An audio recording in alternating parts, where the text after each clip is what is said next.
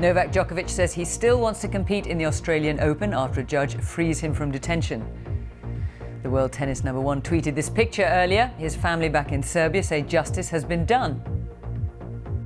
He's a truthful and rightful guy, and he will never do anything to across any federal or state law anywhere in the world.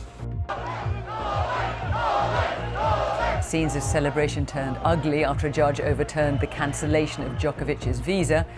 But the Australian government could yet decide to override that decision and cancel the visa again. Where will this saga end?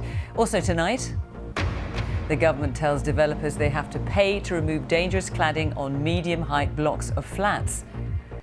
IKEA cuts sick pay for unvaccinated staff who need to self-isolate because of COVID. And the largest fossilised skeleton of its kind ever found in the UK, a sea dragon 250 million years old. And coming up in sport on the BBC News channel, after a weekend of FA Cup shocks, can Aston Villa pull off an upset at Manchester United in the last of the third round ties?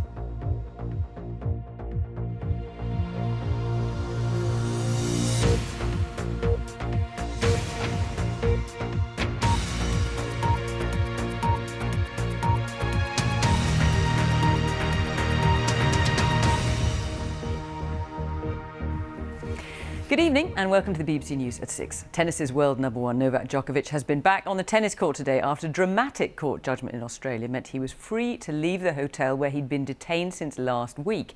He says he still wants to compete at the Australian Open, despite the political row over whether he should have been allowed into Australia.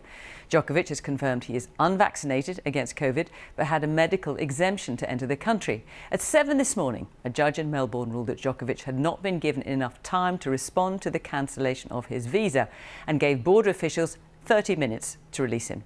The Australian government then had 4 hours in which it could have overridden that decision and revoked the player's visa again, but it chose not to. Is this now the end of the saga? Not necessarily. Sharma Khalil reports from Melbourne.